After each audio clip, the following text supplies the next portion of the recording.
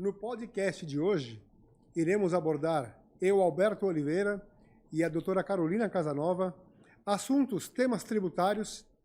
Vamos falar de holding patrimonial, uma série de dúvidas, uma série de assuntos muito bacanas sobre isso. E vamos falar também de planejamento tributário.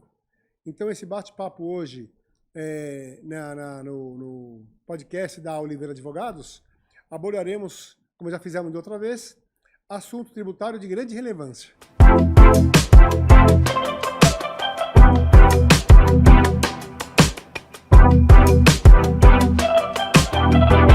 Carol, vamos falar de holding patrimonial para iniciar o nosso bate-papo, porque assim como muitas pessoas nos procuram e perguntam qual a importância, por que ter uma holding patrimonial, quais são as vantagens?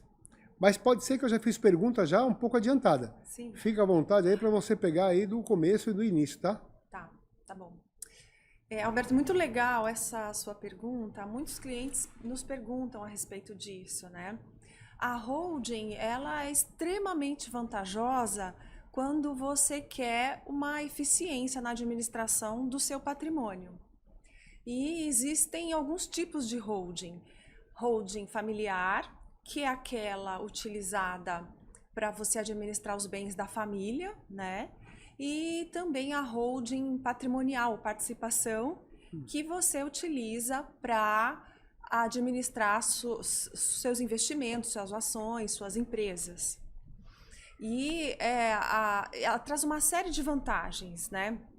Você consegue, por exemplo, na holding familiar, já fazer um planejamento sucessório para quando vier a faltar, já deixar tudo distribuído, tudo certinho, impostos pagos para a transmissão desses bens. Não está errado se disser que é antecipar eventos futuros, organizar, planejar e mais do que isso, né? Não ter surpresas, né? Exatamente. Tá certo, né? Tá certíssimo, com economia, né? Com economia, né? Com economia. Vamos entrar bastante depois nisso. Algo bem inicial.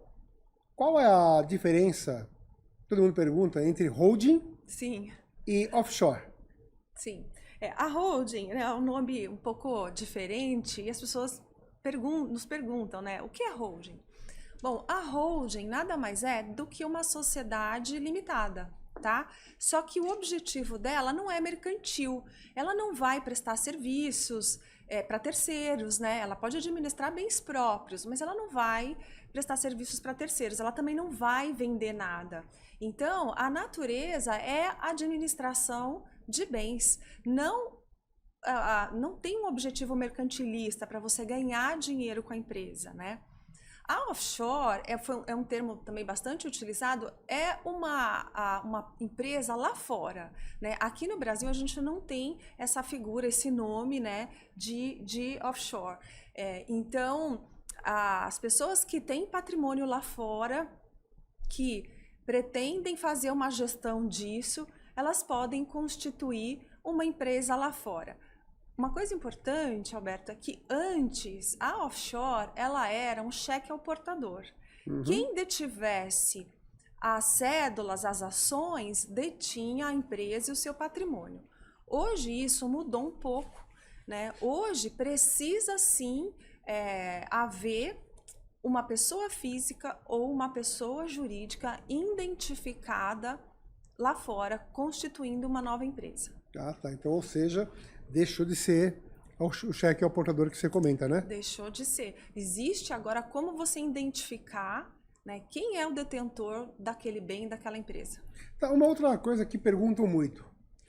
Mas uma holding patrimonial, ou as diversas formas de holding que você vai explicar, a holding, ela dá uma proteção de 100% para algumas finalidades. Qual que é a importância da holding? Porque nós já falamos, né? É o planejamento, antecipar eventos futuros, sim, organizar essa questão familiar de uma forma que ela possa ficar muito mais controlada, com segurança, tudo mais. Mas quando as pessoas têm aquela vontade e perguntam se uma holding patrimonial te dá uma segurança contra tudo e contra todos, né? Para não entrar muito em detalhe. Como que você vê isso? 100%, a holding ela serve sim como uma proteção, a gente fala que ela é uma camada, né? Mas não é 100%. Então, uma das finalidades da holding é a proteção contra terceiros. Então, eu vou dar um exemplo, né? A holding, como pessoa jurídica, ela é detentora de direitos e deveres, né? Tá. E então, o sócio, quando ele leva quando o titular leva esses bens para a holding e faz já a doação desses bens para os demais sócios, que normalmente são os filhos, ele já, então, pega esse patrimônio e protege de uma dívida, né? Às vezes, ele tem uma atividade empresarial, aonde existem riscos, a gente sabe, né, de tributos, de auto de infração, até que a gente falou outro dia. Contra terceiros também, né? Contra terceiros, contra dívidas de terceiros, dívidas particulares ou com bancos. E para você atingir esse patrimônio dentro da holding, você tem que desconsiderar a personalidade jurídica da holding. E isso não é um processo fácil, precisa ser determinado por um juiz, precisa haver o cometimento de ato ilícito, né, fraude. Aí sim você desconsidera a personalidade jurídica e acaba atingindo aqueles bens. Porque se não houver nenhum ato ilícito, o fato de você transferir os seus bens para a holding e pegar essas cotas integralizadas, né, e fazer a doação, então você, na verdade, e você reservando para você todo o usufruto desses bens, né, você não tem mais aquele patrimônio em seu nome. Então, aquele imóvel que antes estava lá no seu CPF, você vai integralizar ele na holding, ele vai ficar no CNPJ da holding. E quem que detém o imóvel? Quem detiver as cotas na holding. E às vezes é ele mesmo, às vezes são os filhos, né? É comum você atender, né, um interessado, um empresário, e ele fala o seguinte: eu quero abrir uma holding. Ele pensa que é algo já pronto de prateleira. Cada empresário, cada holding tem o seu DNA, né? Exato. Uma situação familiar, aquilo que envolve, os bens que estão envolvidos, esse planejamento, quantos filhos tem, uma série de coisas, né? Que falamos agora, vai organizar essa questão familiar dentro de uma empresa, dentro de um CNPJ. Pensa, né? Para aqueles que não conhecem muito esse ramo, um empresário, ele tem os seus bens no imposto de renda, pessoa física. A partir do momento que ele constitui uma holding, ele vai fazer o quê? Ele vai abrir uma empresa, um CNPJ, Exato. Com todos os cuidados, não é apenas abrir um CNPJ, Sim. Ele vai abrir uma empresa, um contrato que vai dar toda a segurança para ele e para aqueles que estão envolvidos, para que possa ter uma holding que atende às suas expectativas. Sim. Mas a maioria pensa que assim, que uma holding ela é algo que serve para qualquer pessoa, qualquer modelo. Não, né?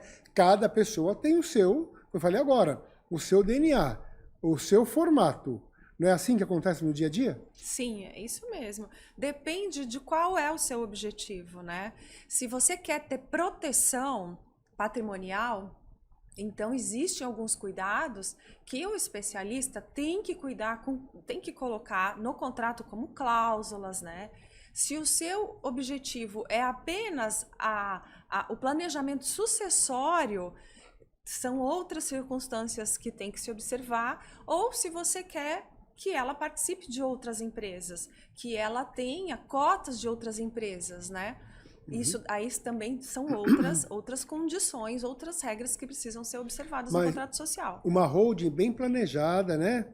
Uma holding bem formatada, como eu falei agora, planejada, mas com todo o interesse que tem o empresário com a sua família, com seus bens, primeiramente é um instrumento e é um planejamento legal, né? Exatamente. Deixar bem claro isso. Exatamente. Legal.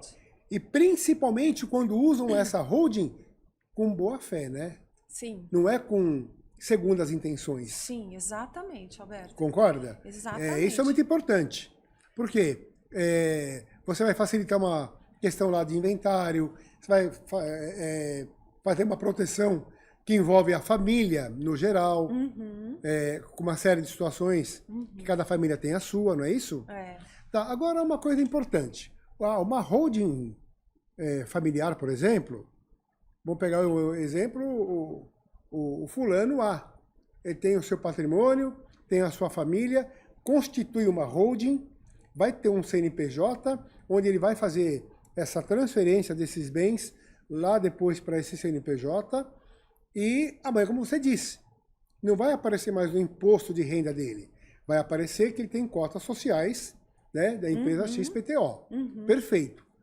Como que funciona, por exemplo, uma das vantagens, que é a questão da economia tributária, desculpa. Tem várias... esse exemplo, né, de holding, de planejamento sucessório, ela é bem interessante, porque, ó, veja só, eu vou dar um exemplo prático, né? Hoje, quando essa pessoa A, se ela vier a faltar, se ela falecer, o que vai acontecer é que vai ser necessário fazer um inventário desses bens e ela vai ter que pagar o ITCMD, que é aquele imposto de transmissão causa-mortes, de uma vez só de todo o patrimônio. Tá. E às vezes os herdeiros não têm isso em espécie, não tem essa liquidez. Tem bastante bem, tem bastante patrimônio. Tá no imobilizado. Exatamente. Numa holding, o que você pode fazer? Você vai fazer a transferência gradativa desses bens, pagando esse imposto de transmissão aos poucos, conforme... De acordo com a conveniência, com a oportunidade econômica da família, né? Então, só aí você já tem uma vantagem, porque você vai planejar o pagamento desse imposto de transmissão e não vai deixar com que ele aconteça todo de uma vez, né?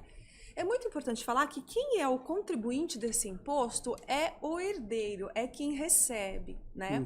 E a holding, né, já fazendo um adiantamento disso, o doador, né, vai já planejar o pagamento desses impostos, livrando aí os herdeiros desse encargo. Tá.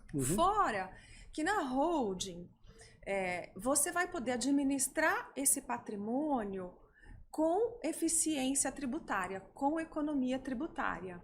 Dá um exemplo pra gente. Por exemplo, você tem lá alguns imóveis no seu CPF. Na pessoa física. Na pessoa física. E você vai auferir lá os aluguéis desses imóveis e você vai pagar imposto de renda. É na tabela progressiva do imposto de renda. Ou seja, vai lá em cima. Exatamente. Tá. Numa holding, normalmente o ideal é que a holding esteja no lucro presumido. Depois a gente pode explicar um pouquinho mais essa questão do regime tributário. Tá. Mas no regime do lucro presumido, você vai pagar menos imposto. Você pode ter uma diferença assim de 27 para 14. Ou seja, um terço. Um terço, exatamente. Olha só a vantagem, uma das vantagens de uma holding nessa questão, por exemplo, que a doutora Carolina explicou. Você paga na pessoa física o aluguel na tabela progressiva, 27%, vai pagar um terço dentro de uma holding. Já é uma economia considerável. Mas tem mais um detalhe, quero que você explique. Ganho de capital. Também, exatamente. Como que é na pessoa física e como que é na holding? Na pessoa física você também vai ter uma progressão de ganho de capital sobre esse imóvel vendido. Na holding você vai tributar pelo lucro presumido só aquilo que for ganho de capital, que gira em torno de nem 7%. Mas tudo bem. Sobre o lucro. Sobre o lucro. No lucro presumido, que é um percentual sobre aquele valor. Também uma grande vantagem. Uma grande vantagem. Porque no caso da pessoa física, o ganho de capital é o 15%. Sim. Tá certo? É o mínimo. Fora as regras que tem, Sim. Vamos falar grosso modo 15%. Sim. Numa holding, esse valor aí é 6,8%, quase 7%. Isso, exatamente. Então, por aí só já se vê também uma grande economia. Exatamente. Ok, duas vantagens econômicas que já justificam muito bem, sem contar a organização, sem contar planejamento, né? Exatamente. Uma dúvida também que é muito... Você falou agora há pouco, mas eu vou insistir, tá? Tá. Você disse que tem uma holding, ela tem a possibilidade de diminuir conflitos familiares. Sim. Explica melhor. Isso daí, Alberto, engraçado você tocar nisso, porque a holding, ela pode ser... Só um detalhe, uma holding é para facilitar, organizar e planejar. Aí você tem conflito familiar, então vamos ver qual que é o caminho para não ter. E também para se prevenir contra relacionamentos mal sucedidos, né? Então, ela é uma importante estratégia para se utilizar nesse sentido, né? Você tem o seu companheiro, sua companheira, se não for no regime de casamento, e você também tem como planejar esse regime de bens do relacionamento, da união estável com a holding, já fazendo também esse adiantamento de legítima para os herdeiros necessários, os filhos no caso, para que não haja o conflito familiar. Então, quando você vier a faltar, não vai ter ninguém... o ideal, né, assim, a prevenção, o planejamento, é que não se brigue por conta disso, porque já está tudo distribuído, já está tudo organizado, os impostos já estão pagos. Vou criar um e-mail para mim. Não tem por que brigar. Eu vou criar um e-mail para mim. Só pelo que eu ouvi até agora, e as dúvidas que você está tirando, holding@tudodebom.com.br. Só tem, olha as vantagens tributárias. Sim. Você explicou agora, em termos de aluguel, uma alocação, em termos de ganho de capital. Sim. E, agora você falou uma outra vantagem, conflitos familiares, e que você explicou muito bem. Hoje, tudo bem, o relacionamento, né? O relacionamento que as pessoas, problemas são inúmeros. Sim. E precisam cada um se planejar da melhor forma, com bom senso, com Sim. boa fé, mas é preciso se planejar, né? Exatamente. Então, nessa questão de conflitos familiares, você indica muito bem, né? Nossa, sem sombra de dúvida. É lógico que, né, o que a gente tem, a forma de organizar isso é tudo dentro do que está prevendo a legislação. Né? A legislação, a holding não vai se sobrepor à legislação. Mas existem alternativas de eficiência, de economia, né? De você planejar essa distribuição da forma que convém. Tá. Eu fiz aqui algumas questões que eu estou te perguntando, mas já estão vindo outras na minha cabeça que não estão aqui, que já vou te perguntar. Okay. E a proteção contra terceiros. Fala um pouquinho mais sobre isso. Você já falou no começo, mas é importante para... É bem interessante, porque vamos supor que o objetivo principal seja a proteção. A gente brinca que não existe blindagem, né? Existe uma proteção. Planejamento, organização... Exatamente. Eu crio uma camada de proteção. Então, eu estou lá na minha atividade empresarial, né? E estou aí, às vezes, correndo algum risco. Riscos trabalhistas, riscos de débitos tributários. E muitas vezes o empresário ele é surpreendido com coisas que ele nem sabia que estava errado e recebendo aí autuações gigantescas. Posso interromper? Eu comento sempre, para ver a importância da holding, com que a doutora Carolina está explicando, dando uma aula. Mas eu sempre falo, quem me conhece em reuniões, que se um CPF causa problema, imagina um CNPJ. Então, olha a importância da holding. Exatamente. E aí, então, quando você... Lógico que, assim, né, o ideal é que se faça a holding antes de haver débito. Porque senão pode caracterizar fraude a credores, né? Então, você já querendo se antecipar a essas situações...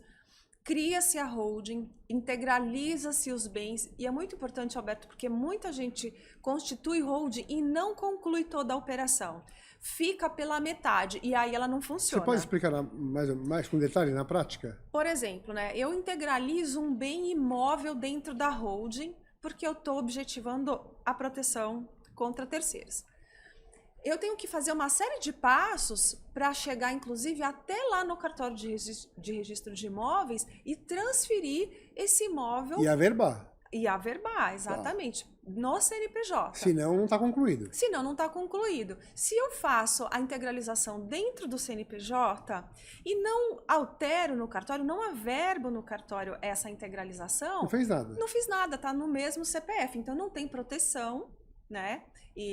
Enfim, você continua com esse bem Nem saiu da pessoa, nem saiu da pessoa física. Nem saiu. Faz uma consulta em cartório, uma pessoa está querendo encontrar seus bens, pede autorização judicial, o juiz determina uma busca nos cartórios, conjunta, e vão aparecer lá todos os bens no seu CPF. Importante, hein? Então é importante concluir até o final todos os passos, integraliza dentro da holding, mas aí você vai falar assim, não, mas então tá, eu tinha um imóvel no valor de 100 mil e agora eu tenho cotas no valor de 100 mil. Mas o que você pode fazer? Você pode fazer a doação dessas cotas, né, para os seus herdeiros necessários ou quem você entender, e aí você tira esse bem do seu CPF e aí você então tem concluído a proteção, porque você vai reservar para você toda a administração da holding, toda a gestão, o poder de compra, de venda daquele bem continua sendo seu apesar da doação. Então você não tem mais aquele bem no seu CPF. Ele está no CNPJ de uma holding cujas cotas foram doadas. Ah, entendi. Perfeito. Considerando que você comentou agora, que no caso da holding, né, que tem que se concretizar e finalizar, fazer a transferência, fazer no cartório a verbação, agora uma coisa importante. Quando você tem essa transferência da pessoa física, os bens para uma pessoa jurídica, existe o ITBI. Sim. Tá certo? Certo. Toda transferência vai incidir o ITBI. O que é o imposto de transmissão, né? De bens. De bens imóveis, ok. O ITBI, que é hoje em São Paulo 3%. Sim, exatamente. Então tá. Então explica também, para quem está nos ouvindo e nos vendo, nesse planejamento, nessa assessoria e consultoria que o nosso escritório dá, sim, e que você faz parte da coordenação disso, quais são as vantagens de fazer uma holding bem estruturada, planejada, bem pensada e principalmente para que ela venha a não ter esse TBI na sua conta, nesse planejamento. Então, assim, apenas você explicar para saber que tem um caminho para isso, né? Sim. Para que não precise incidir, obviamente, com alguns procedimentos. Exatamente. Não faria sentido a gente pensar em planejamento sucessório tendo que arcar aí com os impostos de doação, como a gente já comentou, e com o ITBI. Aí você agravaria a operação. Tem até colegas, Alberto, da área que me perguntam, né? Como que vocês fazem, né? Tem que pagar o ITBI. Então, constitucionalmente, existe uma previsão que você não vai pagar esse imposto de transmissão de você para você mesmo. Então, quando você integraliza isso na holding, você precisa formalizar um processo junto ao município de onde está sediado esse imóvel, para você arguir esse direito constitucional, dizendo, olha, eu estou transferindo da minha pessoa física para a minha pessoa jurídica. Então, nessas situações de integralização de capital social, não deve incidir o ITBI. É um processo administrativo. É um processo administrativo, pode até haver um processo judicial, né, para você defender esse direito legítimo, e uma série de cumprimento de obrigações acessórias. Então, a gente obtém junto ao município de sede do imóvel uma declaração de não incidência, mas ela é condicionada, né? Precisa cumprir algumas obrigações aí. Essas obrigações que você comentou. Esses requisitos. Uma pergunta. Como o nosso escritório é especializado nesse tema, a cada 10 casos, quantos que você tem, nós temos lá, para você falar assim, mais eu digo, cada 10, quantos êxitos para não se pagar o ITBI? Não, todos êxitos. Então, ou seja, 100%. 100%. Então, ou seja, mais um detalhe, fora as vantagens de holding tributária, familiar, então o trabalho conosco é para que você também não pague o ITBI e façamos o procedimento com essas obrigações, que aí já diminui bastante também os encargos que podem encarecer devido ao patrimônio que está envolvido, não é isso? Exatamente. Eu já, graças a Deus, nunca foi nenhum caso nosso, mas eu já fiz defesa de pessoas que fizeram o procedimento e não tomaram os cuidados devidos. E aí a prefeitura vai lá, passado alguns anos, e autua querendo cobrar o ITBI daquela operação. Assim, em linhas gerais, o que a prefeitura quer se preservar é o seguinte: se você está usando a holding para administrar bens de terceiros, então ela vai querer exigir o imposto. A condição é que seja administração de bens próprios. Ah, entendi. Essa a condição.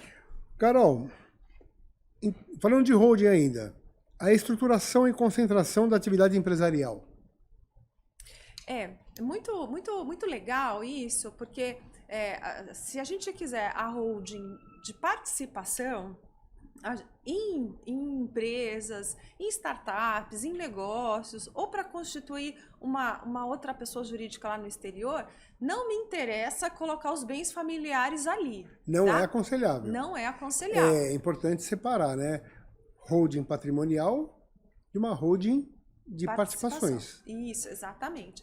Porque eu vou utilizar essa holding, então eu vou ingressar no quadro societário, ou eu vou adquirir ações, ou eu vou constituir pessoa jurídica estrangeira usando o CNPJ. Uhum. E vai servir de gestão de todo esse grupo, né?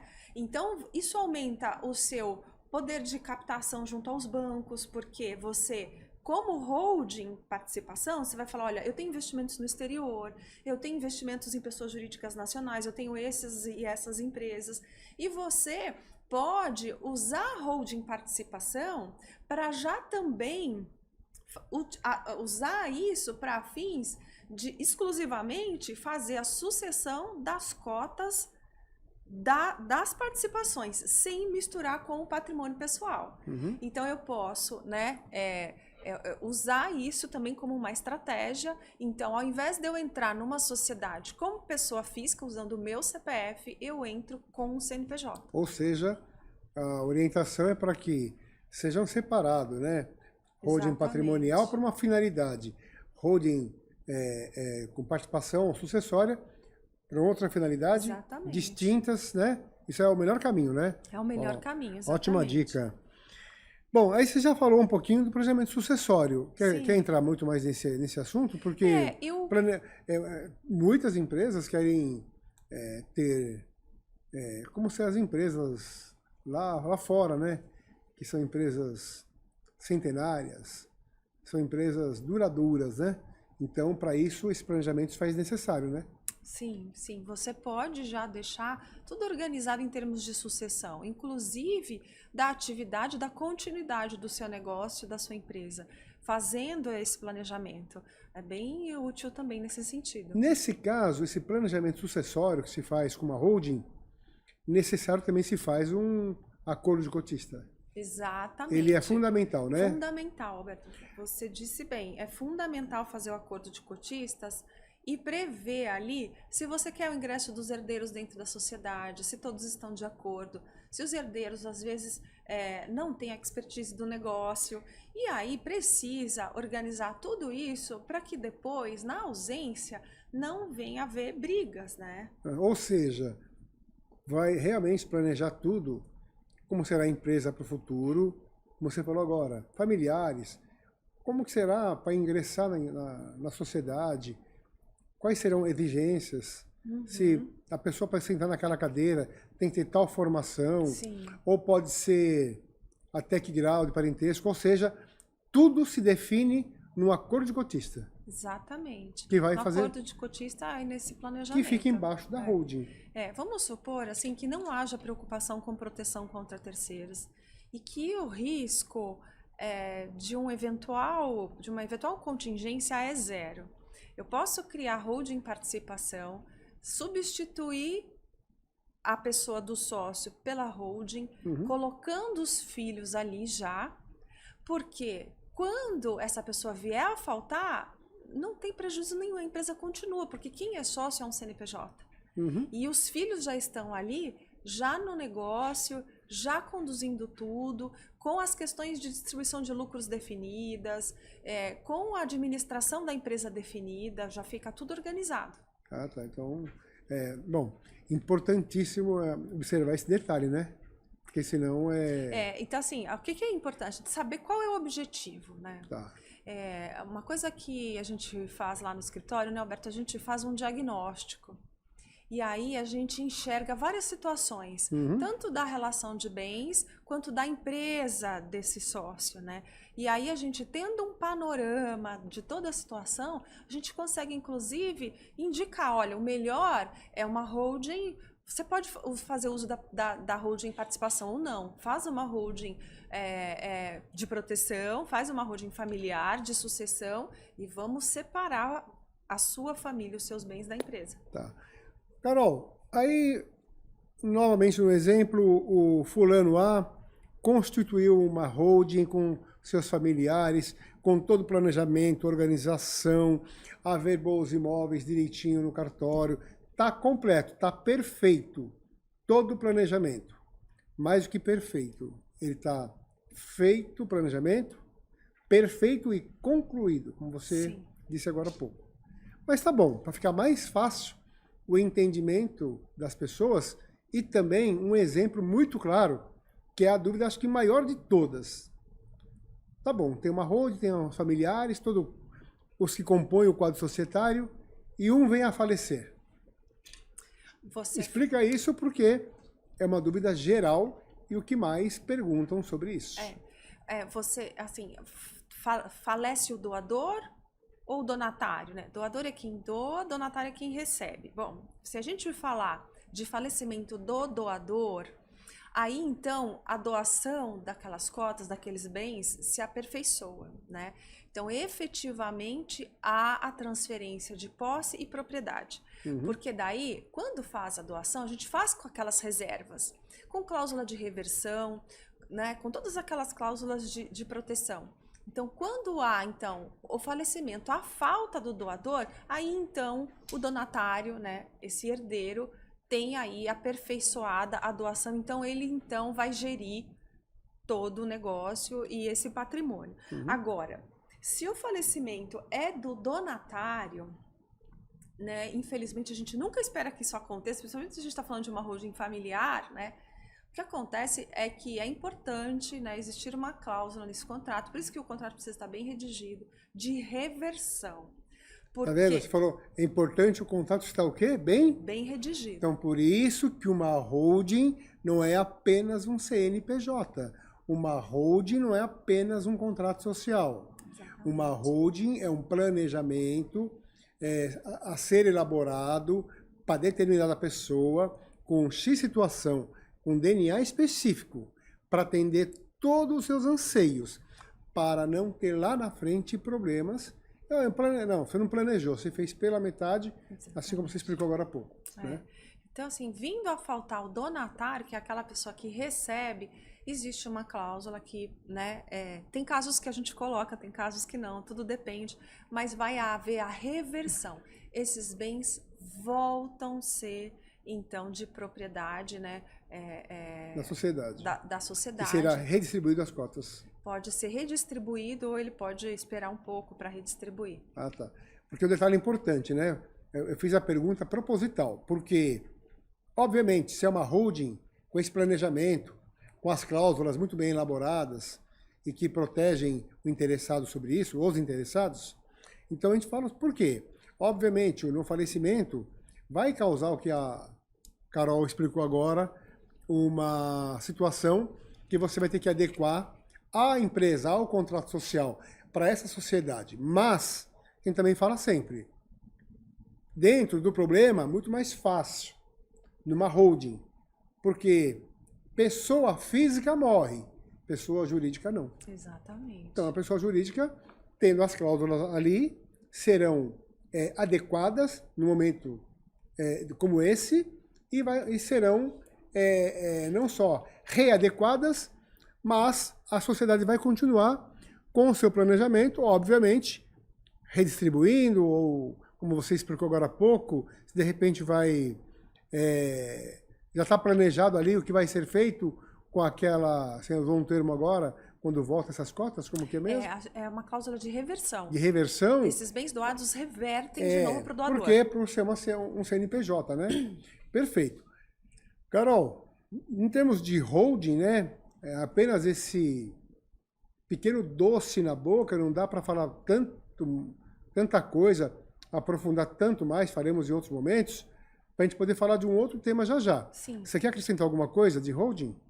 Não, assim, as questões são pessoais, são familiares e a gente consegue conversar melhor, especificamente sobre as dúvidas, né? Uhum.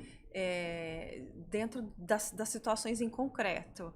E a gente está à disposição, né, Alberto? Lá sim. no escritório, caso alguém tenha dúvida, queira saber como funciona, qual o custo de tudo isso, a gente está à disposição. Uma holding não é o que serve para um não serve para outro. Exatamente. Cada pessoa tem o seu CPF, a sua vida, o seu patrimônio, a sua situação familiar, a sua forma de casamento, tudo isso, né, Carol? Exato. Influencia. Então, cada situação é uma situação. Então, quando nos procuram, é feito primeiro o quê? Um estudo, um pré-estudo, com o imposto de renda, das pessoas envolvidas, se tem empresa no nome, exato, qual a finalidade.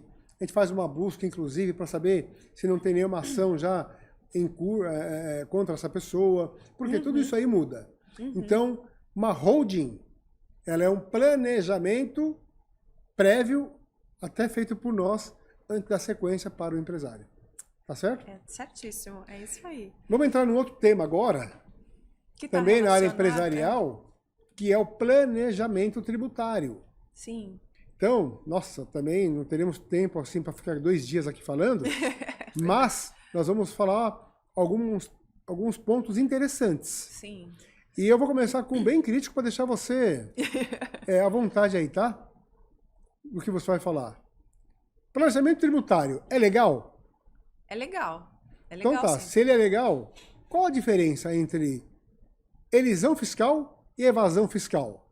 Para que todo mundo vai entender, aí você fica à vontade para que você possa falar de planejamento tributário. A importância, qualquer tipo de empresa tem que fazer, média, pequena, grande, e o empresário, como a gente sempre fala, já foi o tempo que o empresário ganhava dinheiro só com seu próprio negócio.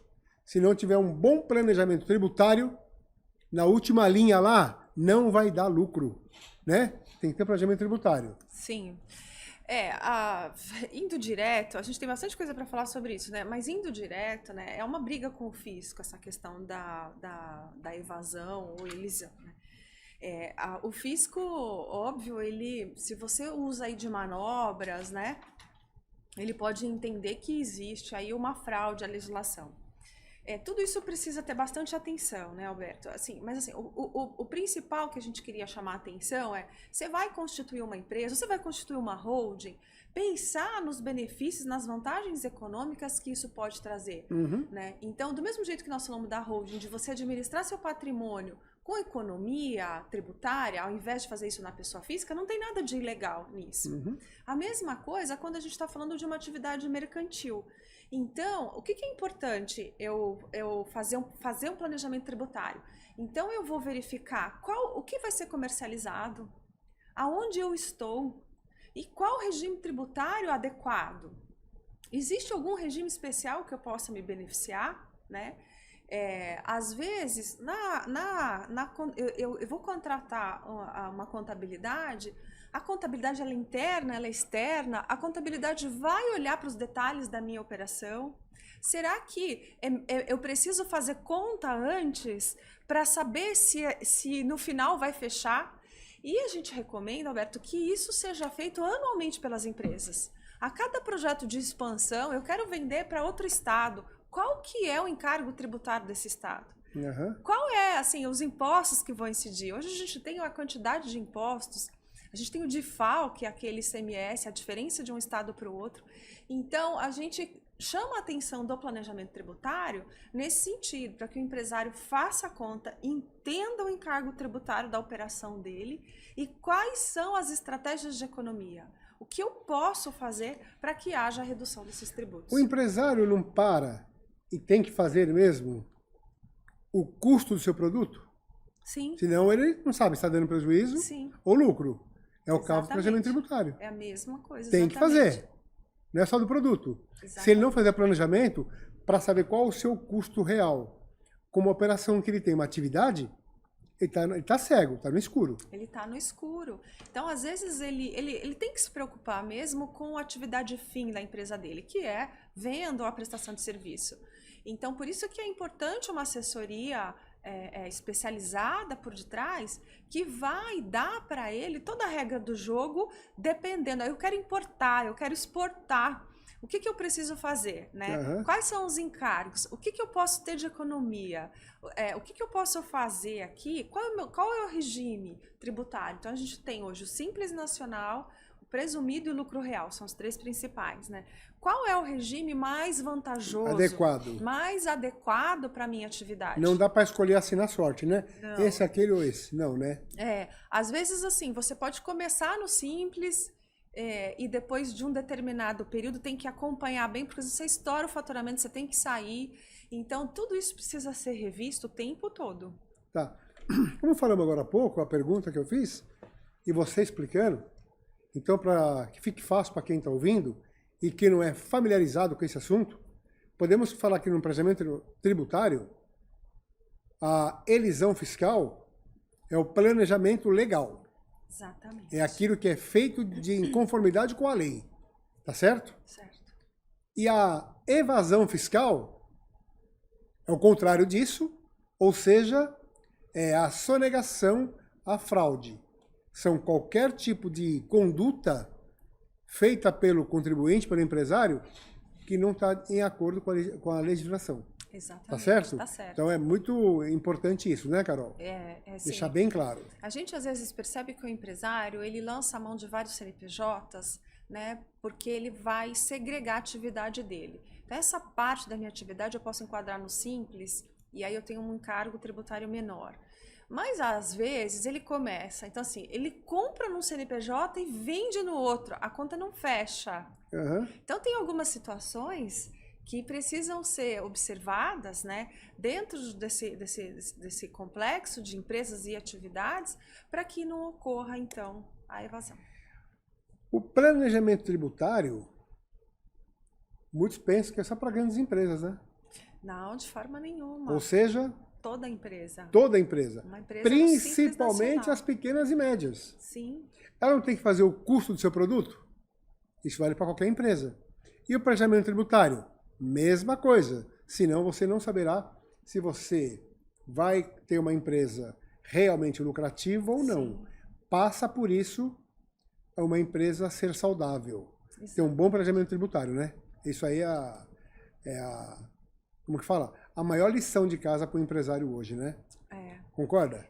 E assim, o que a gente, né, fala é assim, pensa, né, eu gosto de militar na área tributária, porque a gente tem tantos encargos, né, mas se você olhar com atenção para a operação, você consegue alternativas legais, viáveis, que trazem uma economia efetiva, né?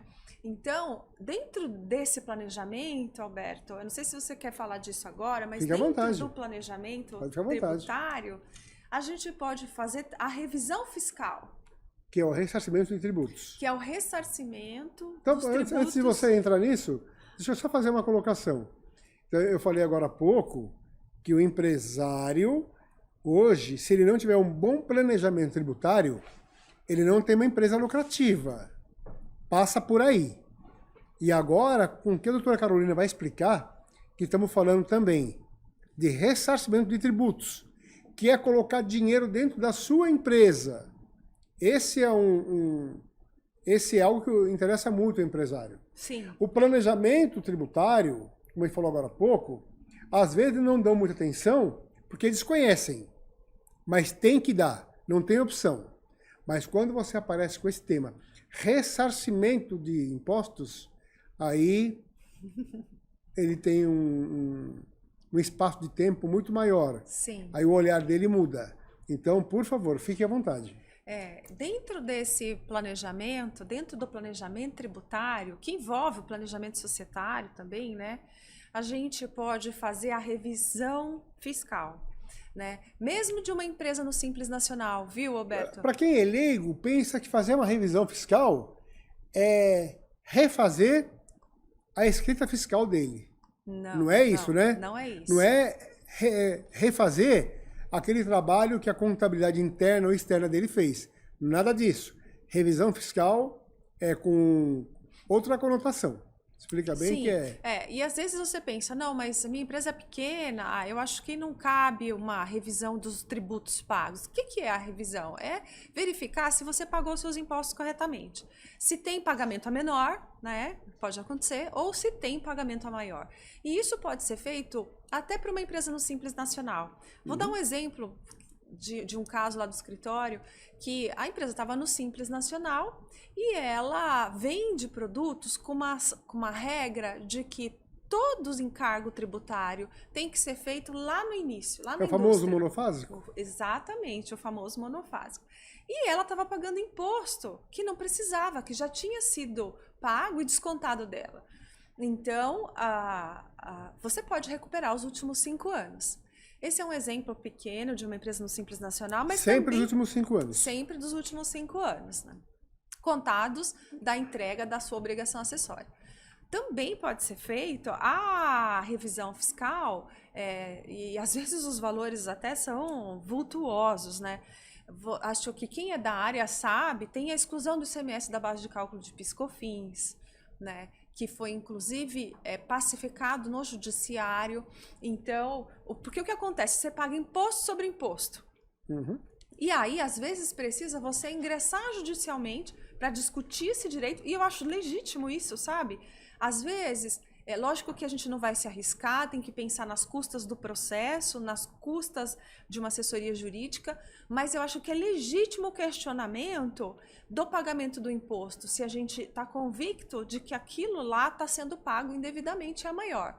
Então, a gente também tem a questão do Sistema S, da folha de salários, que é uma discussão que precisa passar pelo judiciário. Sistema S é muito mais a parte previdenciária ou não? Entra na parte previdenciária de INSS, né? Tá. Porque dentro lá das suas contribuições previdenciárias, dentro do INSS que o empregador paga, ele paga também uma contribuição chamada Sistema S, que é aquela SESC, SESI, SENAT, o INCRA, que é contribuições a terceiros, né? Existe uma divergência de legislação e as empresas hoje pagam essa contribuição para terceiros em cima de toda a folha. Uhum. Existe uma discussão que essa base deveria ser menor. Então, é uma discussão legítima no judiciário, né?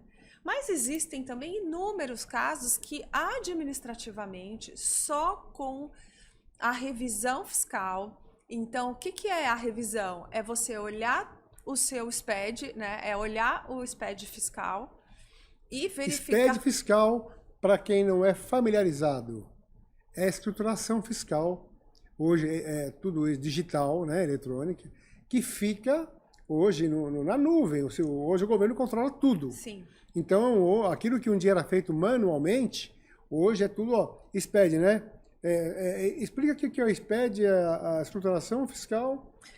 A escrituração fiscal eletrônica. Eletrônica, né? Então, a gente tem o SPED Contribuições, que vai falar do PIS/COFINS, o SPED Fiscal, que fala do IPI e do ICMS. Uhum. Né? Então, é a forma com que a DCTF Web, são as ferramentas que eu utilizo para informar para a Receita Federal quanto eu tenho de imposto para pagar. Uhum. E ali você vai rever toda a base de cálculo, de entrada e saída e de tomada de crédito. Será que eu tomei crédito de tudo que eu poderia tomar? Com base na legislação, né? Tá. Uhum. Então, as empresas no lucro real têm situações diversas, muito maiores. Então, fazer uma revisão numa empresa de lucro real tem uma série de oportunidades, mas também tem, como eu disse, Simples Nacional e lucro presumido. A cada 10 empresas... Quantas têm dinheiro a receber do governo quando faz esse tipo de trabalho? Olha, Alberto, eu nunca pensei nessa conta desse jeito. Mas eu posso afirmar. Eu sei que você é muito mais experiente. Que a cada 10 empresas, 9 têm dinheiro para receber de volta. E poucas Exatamente. buscam. E isso de acredito. forma legal, porque está tá previsto em lei. Mas muitos não utilizam esse instrumento para poder fazer isso. Mais ainda, como que é feito para um cliente quando você vai fazer essa revisão fiscal e chega o empresário, ele busca o escritório, vai falar conosco e você vai fazer esse diagnóstico para ele. Como que funciona? Para que quem está ouvindo também saiba qual é o primeiro passo, o procedimento para se fazer isso.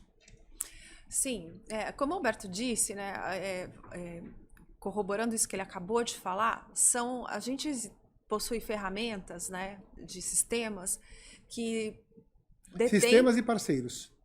Que detêm mais de 7.000 situações de análise de recuperação. Então, só aí dá para ter uma ideia de que 9 de 10 tem alguma coisa para recuperar, né? Uhum. Agora, o que a gente faz, né? A gente pede procuração via certificado digital, entra no ambiente da Receita Federal e faz o levantamento das obrigações e dos pagamentos feitos. Um detalhe importante.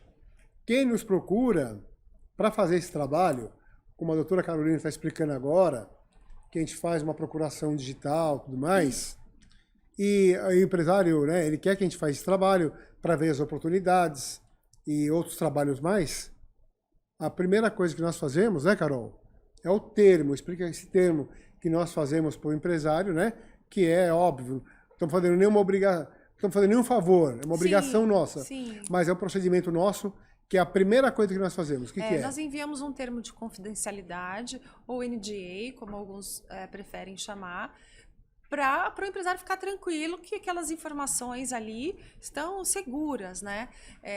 O doutor Alberto sempre fala uma coisa bem legal, né? Ele fala assim, se você perguntar para o cliente do seu advogado, do seu contador, sobre ele, você não erra na contratação. Uhum. E eu acho que essa questão da relação do advogado e cliente é uma relação de confiança. Então, a primeira coisa que a gente faz é enviar um termo de confidencialidade para que ele fique tranquilo. Né? É verdade. A gente tem o cuidado, né? Sabemos aí da Lei de Proteção de Dados, da LGPD. Uhum. Então, a gente tem todo o cuidado no manuseio, no tratamento dessas informações que ficam internas, resguardadas conosco. Essa procuração, quando é feita para esse trabalho, dependendo do porte da empresa, ela é feita às vezes por 10, 15, 30, 40, depende do prazo e o porte da empresa. Dito isso, feita a procuração, feito esse NDA, quais são os próximos passos? Bom, nós vamos extrair, então, talvez a gente precise pedir alguma coisa para a contabilidade, a gente precisa ter uma conversa aberta, né, com o escritório, e a gente vai, então, extrair essas obrigações e importar para um sistema para fazer a revisão nota a nota. A gente... Bem trabalhoso, né? Bem trabalhoso, dependendo do que a gente está objetivando ali, né? Então, por exemplo, se a gente está falando de revisão de PIS e COFINS, então a gente tem que reconstituir nota a nota a apuração. Aí, nesse caso, a gente acaba refazendo, mas é tudo eletrônico. Hoje em dia, a gente, né, graças a Deus, eu já cheguei a fazer isso em planilha de Excel. Importava tudo, convertia em PDF, depois convertia em Excel, mas hoje a gente tem essas ferramentas que auxiliam aí na composição desse crédito para a gente verificar se a empresa tem alguma coisa que ela pode aproveitar. Toda empresa, de acordo com a sua atividade, indústria, comércio, serviços, todo mundo paga impostos. Então, oportunidades, como está sendo bem explicado, sempre tem para as empresas.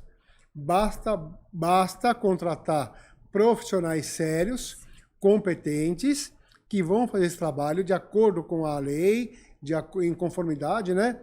Para que você tenha o seu direito, primeiramente, levantar, demonstrar isso, e amanhã você poder abater isso do seu pagamento mensal, de tributos, seja lá qual for a natureza, via compensação, uma série de coisas. Então, ou seja, algo, novamente, legal e que poucos empresários buscam. Sim. Por desconhecimento.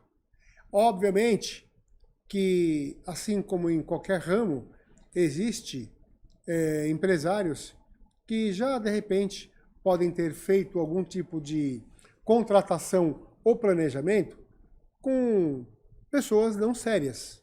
Sim. E aí não teve resultado, gastaram e não puderam ter esse gostinho, o sabor de ter um dinheiro recuperado, né? Sim. Então, tem oportunidade, é real a situação, mas tem que passar por esses passos que foram muito bem explicados, né? A gente toma bastante cuidado com isso, né? Porque dependendo da condição da empresa, né? A gente pode, então assim, identificando o crédito tributário. Como então a gente vai traduzir esse benefício econômico? Tenha pela forma da compensação, né? Que você então, como você mesmo disse, eu vou deixar de pagar os impostos porque eu vou compensar com esse crédito, ou também a restituição. Às vezes a gente pensa que a restituição não funciona ou que ela vai ser feita via precatório. Funciona. Se você pagou indevidamente a maior e não tem discussão, tá na lei, você pede a restituição para a Receita Federal, o dinheiro é depositado na conta do empresário em aproximadamente 3 meses, dependendo do valor, mas é em média isso. E aí então você tem a segurança de que tudo o que foi feito está correto, sem surpresa, sem indeferimento, porque o dinheiro foi depositado pela própria Receita. Lógico, então, ou seja, não tem risco nenhum, né? Na instituição, não tem risco nenhum. Não, então, e eu vou até ser um pouco, expandir um pouco. Não tem risco na restituição e mesmo aquilo que você pode vir a bater imposto mensal. Porque tudo que é feito, como falamos aqui, né, de acordo com a lei, mas principalmente você vai levar para apreciação desse ente, né, estadual, federal, Sim. municipal, para que ele valide isso e você possa bater. Sim. Senão você não poderia, né? A gente tem o compromisso de ficar junto com o cliente, Alberto, até o final da homologação dessa compensação, né? Então a gente se responsabiliza por todo o procedimento até que ele caduque. Uhum. Então a gente tem toda uma regra certa para você fazer isso. Você tem que traduzir isso em linguagem que o fisco entenda. Não é fazer de qualquer jeito. Eu não vou pagar meu imposto, vou fazer uma compensação, mas eu não cuidei da retificação das minhas obrigações acessórias, porque assim, primeiro identifica o crédito, depois retifica as obrigações e depois faz o aproveitamento. Se via compensação, o nosso escritório presta assessoria, né? Até que isso prescreva. Então, ou seja, identifica, reconhece, valida, vai fazer toda a substituição das obrigações para depois disso abater. Para depois fazer então, ou seja, o plano de compra. Existe aí um procedimento que é feito por especialistas, como foi falado agora há pouco, não é de qualquer jeito. Não porque se é de qualquer jeito, aí não gera receita, aí gera problema. O que ninguém quer problema. Se você quer realmente solução. Então, para solução, tem que ser um trabalho sério. Exatamente. Né? Carol, o planejamento tributário e societário, falando dos dois juntos, por favor, fale sobre ele. Para muita gente que também pensa que são coisas distintas. Sim. Assim, só para a gente entender um pouquinho, o que seria o planejamento societário dentro do planejamento tributário? Então, vou dar um exemplo que acho que todo mundo passa por isso. Eu tenho uma empresa que está no Simples Nacional, né? E você tem uma empresa que está no lucro real. E a gente quer desenvolver um terceiro negócio. A gente tem uma super ideia e nós queremos desenvolver uma outra empresa. Uhum. Será que eu posso participar dessa empresa? Ou o Alberto pode participar dessa empresa? Então aí entra o planejamento societário.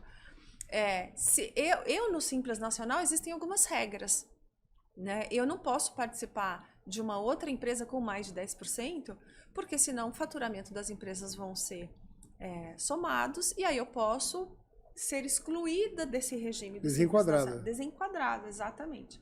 Então, o que é esse planejamento societário? É você identificar qual a melhor forma. Esse é um exemplo que bate no tributário, né? Mas existem inúmeras formas, né, de você fazer esse planejamento. Assim. Onde é melhor eu abrir a minha empresa? Né? No lugar onde eu vou colocá-la é o ideal? Tem o melhor regime? Tem regime especial aqui? Né? Hoje em dia... Oportunamente a gente vai falar de um tema só de benefício fiscal e regime especial. Muito que legal. As empresas podem buscar e também faz parte do planejamento tributário, mas tema específico e que também traz muita economia legal para as empresas. É isso aí. Eu acho tão legal essas conversas, Alberto, porque é difícil empresariar, né? É uma missão aqui. Imagina. E aí a gente trocar ideia sobre situações que podem aí, né, agregar valor para as empresas, eu acho isso super interessante e as empresas têm que procurar mesmo esse tipo de... Você quer ver um detalhe? Estamos falando aqui do planejamento tributário, junto com o societário. Vamos falar um pouquinho do contrato social. Então, a gente sempre orienta, né, os empresários, nossos clientes, a importância do contrato social da sua empresa. Ele está adequado e modernizado Sim. com as leis atuais e com os anseios daquela sociedade. Por quê? Porque muitos que nós já vimos, e também recorrem a nós, que não fazem as previsões por completo, ou seja, não são formuladas as cláusulas daquele contrato social, daquela sociedade, como se deve. Vou dar um exemplo. A maioria dos contratos das empresas tem uma cláusula padrão de falecimento. Sim. Que ela diz o seguinte, né? No caso do falecimento do sócio X, sócio A, a empresa não dissolverá e continuará com o sócio remanescente. E será apurado de acordo com o balanço, os haveres de lucro ou prejuízo. Em síntese, diz isso. Exatamente. Mas é muito pouco. Muito pouco. Por quê? Porque quando acontece um fato desse, infelizmente, é que a gente vê no dia a dia, na prática, o que causa para as sociedades, nossa, o que bagunça uma briga, o dia a dia. Vou dar um exemplo, uma empresa tem 3 sócios, de repente faleceu um. E aí? Foi previsto lá que com o falecimento ia acontecer o quê? Iam adequar, pagar o valor das cotas de acordo com o balanço, ou através de um valuation, o que ia ser feito? Ou não, alguém da empresa ia poder entrar no lugar daquele falecido, do decujus? Não, aí não é previsto isso. Pessoal, dá uma bagunça generalizada. Por quê? Estou falando de uma cláusula apenas, Sim. que é a cláusula do falecimento. E geralmente ela não tem uma previsão ali legal de várias situações. Só aquele padrão que eu falei agora, a maioria. Então, por isso que a gente fala do planejamento tributário e societário, né? E aí, falando do societário, também a importância do contrato social muito bem elaborado, mas do acordo de cotista. Aí você pode dar aula sobre isso. Exatamente. Isso que o Alberto falou é motivo de briga, porque se você lá não determina, ou se você não quer fazer isso no seu contrato social para não ficar público, porque fica lá na junta comercial, todo mundo tem acesso. Você regulamenta no acordo de cotistas em que situação vai se dar a liquidação parcial dessas cotas. Você vai usar um seguro? Ou não? Você vai usar você vai querer que a avaliação da empresa, esse valuation, seja feito por quem? Quem é que vai fazer, né? E se você não deixa essas coisas especificadas, gera conflito, porque nos termos da legislação, um balanço patrimonial, normalmente, ou às vezes, né, não vai retratar o valor de mercado da empresa, não o reflete. Valor da marca. Não reflete. Ele não vai refletir. Então, assim, qual é o valor dessa participação para fins de liquidação? Que forma vai acontecer o pagamento?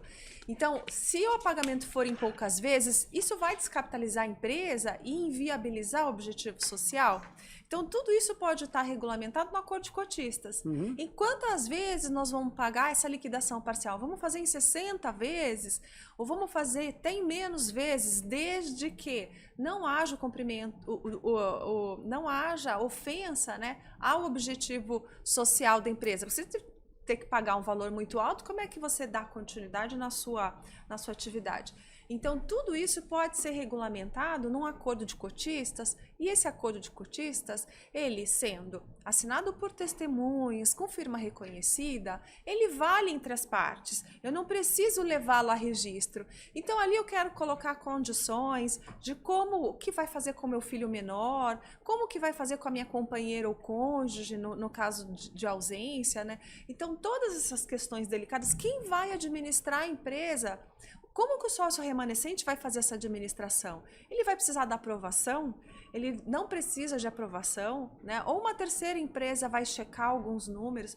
Tudo isso pode ser acordado no acordo, de cotistas. Olha a importância, né? Exatamente. Agora, não sem importância, mas deveria ser até um dos primeiros temas aqui, mas não coloquei, para você explicar com detalhes a importância do planejamento preventivo tributário. Sim. Obviamente que tudo é importante, mas a importância do planejamento, da consultoria preventiva tributária. Sim, quando você se antecede... É a diferença que ela faz. Quando você se antecede a essas questões, né, você vai lidar com elas de forma muito melhor, né? Então, dentro dessa questão do acordo de cotista, se você já regulamenta, já prevê todas essas questões, não tem desentendimentos, né? Tem empresas, Alberto, que optam por não dar continuidade na empresa na ausência de um dos sócios. Então, eles decidem que se um deles faltar, a empresa vai ser vendida para terceiros integralmente. É uma condição, né? Que aí os herdeiros desse sócio faltante têm de que vai ser pago o melhor valor possível, porque todo mundo vai se beneficiar disso. Então, fazendo o planejamento societário com o acordo de cotista ou planejamento tributário, né? Sabendo tudo que a empresa pode ter de contingência ou de crédito a recuperar, isso ajuda a dar esse valor, né? Claro. Então, se eu tenho lá minha empresa que está indo muito bem, mas e se eu tenho uma contingência lá escondida, né? Se eu tenho um passivo oculto lá, na hora de vender essa empresa, isso vai vir à tona. Aí aparece. Ou vice-versa, né? Então, tudo que é feito preventivamente, evita uma série de dor de cabeça, né? Sim, é. Agora, no dia a dia, né, estamos falando aqui de situações que acontecem com muita gente. Esse exemplo que eu dei do falecimento. Mas quer ver um outro exemplo? Que no dia a dia também as pessoas... eu tenho uma sociedade. O sócio A, B e o C. Um quer sair, mas ele não quer... Ele quer vender a parte dele, mas ele dificulta. Às vezes um fala uma linguagem e outros dois falam diferente. Como que faz para resolver isso? Sim. E você sabe, né? Muitas empresas boas, né, lucrativas, às vezes encerram atividades, se dissolvem porque não tem um acordo desse. Não tem um acordo. Não só de cotista, mas um entendimento. Como que pode se resolver isso? Tem 3 sócios, de repente um quer vender sua parte, outros 2 não concordam. Como que funciona no dia a dia? O que tem que ser feito para poder resolver uma questão dessa? Eu vou falar uma coisa que você sempre fala, que assim, a sociedade é um casamento sem sexo, né? Você tem que estar tudo que está... É um casamento de verdade, porque é um convívio diário. E tudo tem que estar pré-estabelecido, né? Verdade. Então, uma coisa que chama atenção é assim, como que vai ser dividido a questão da administração? Quem vai ter o voto de Minerva?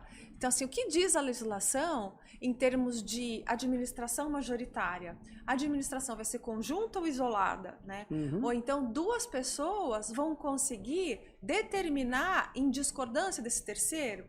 Vai depender da quantidade de cotas que eles têm e do que diz o contrato social. Então, se o contrato social diz que 51% decide, e não obstante a discordância do outro, é o que vai prevalecer. Porque o contrato social faz a regra para os sócios, né? Se você deixar o cargo da legislação, ela aumenta esse percentual. Você precisa ter 75% para, por exemplo, dizer para esse sócio que quer sair, né? E falar, a regra é essa e nós temos a maioria, então nós vamos determinar, né, o que é necessário fazer aqui. Só voltando um pouquinho naquela hora que você falou do contrato social, de acordo de cotista, e que não precisa colocar no contrato social, porque fica lá arquivado na junta e é público, mas você pode mencionar numa cláusula Exatamente, que muito bem existe observado. um acordo de cotista. Para você dar o efeito para terceiros, né? Porque assim, por que a gente leva registro? Porque um acordo feito entre nós só vale entre nós. Eu preciso levá-lo a registro para ter eficácia perante terceiros. Como é que eu faço esse acordo de cotistas valer perante os meus sucessores? Então, primeiro que eu obrigo eles a ratificarem, senão eles não teriam direito a nada. Segundo que, como muito bem observado pelo Alberto, tem que fazer constar no contrato social a existência do acordo de cotista e que ele precisa ser observado. Porque daí você vincula aquela regra que foi estabelecida. Sim, sim. Estamos falando no planejamento tributário, do preventivo, que é importante, o societário juntamente. Estamos falando de algumas coisas do contrato social que eu comentei que muitos não dão a devida importância. Só quando tem um problema. Quando, como que fala, o leite já derramou, né? Então aí tem que correr atrás. Você quer ver uma outra situação que envolve o contrato social e que também muitos empresários pensam o seguinte: tem uma sociedade, eu e você, e nessa sociedade, a Carol, por exemplo, aparece lá no CNPJ com o seu CPF como responsável. Aí, aparentemente, alguém pensa que só a Carol que é responsável pela sociedade. Não, precisa ver o contrato social.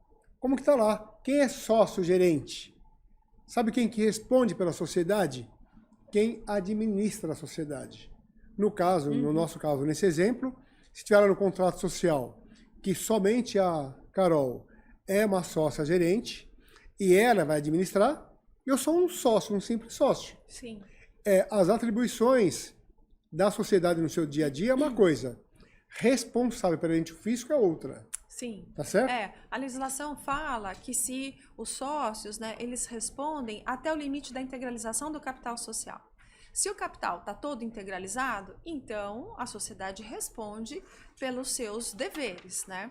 E o administrador é aquele, então, que empresta o seu CPF, que fica inclusive vinculado perante a Receita Federal, que é o sócio administrador que acaba sendo vinculado aí em todas as responsabilidades da empresa.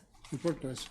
Então, falamos hoje nesse podcast a importância, né, de uma holding patrimonial e sucessória, né? Jogamos algumas situações, não dá para adentrar tanto, né, devido ao tempo. Falamos também de planejamento tributário, o preventivo, o societário, conjuntamente. Falamos de uma coisa importantíssima, que é para colocar dinheiro dentro das empresas, que é o ressarcimento de tributos. Exato. Né?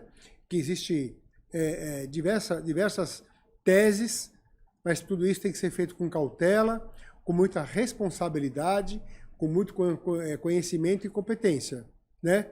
E, obviamente, com tudo aquilo que assegura e deixa o empresário tranquilo para fazer isso, que é com o NDA, como você bem explicou, para que você possa ter, você vai ter um conhecimento, um universo da situação fiscal dele, né? Sim. Então, tudo isso, Carol, e para finalizar, por favor, já que você deu uma aula de muitas situações... Ele que é professor, comenta, gente. E finaliza as suas recomendações finais aí para os empresários. Sim. E para quem está nos ouvindo, né? Não só empresários. Exatamente. Então, assim, se eu posso dar, né, se eu posso dar alguma sugestão, é que procure uma assessoria especializada da sua confiança, faça um planejamento tributário societário preventivo para você entender e poder ter economia e eficiência tributária, né? Isso tudo envolve a questão, né, do planejamento, e se inclusive é interessante uma holding ou não. Então, procure uma assessoria especializada, tira suas dúvidas, conversa, faça a conta e nós estamos à disposição para prestar os esclarecimentos que forem necessários. E nos próximos podcasts da área tributária também abordaremos temas sempre relevantes, sempre temas muito discutidos, né? E com certeza, não foi falado aqui hoje, mas nós estamos, né, na iminência de uma reforma tributária. Sim. Não colocamos nenhum assunto aqui hoje, porque não é o momento, muita coisa está por vir, por acontecer. Não queremos trazer um tema para ser o achismo. Obviamente que todo mundo já acompanha aí pelos noticiários, né, o que pode vir, o que não pode, mas quando estiver bem mais maturado para que possamos falar com propriedade, abordaremos o tema da famosa reforma tributária. Até o próximo podcast e estaremos juntos para falar com vocês assuntos de grande relevância e de interesse, né, Carol? Exatamente. Abraço, obrigada. Até a próxima. Até.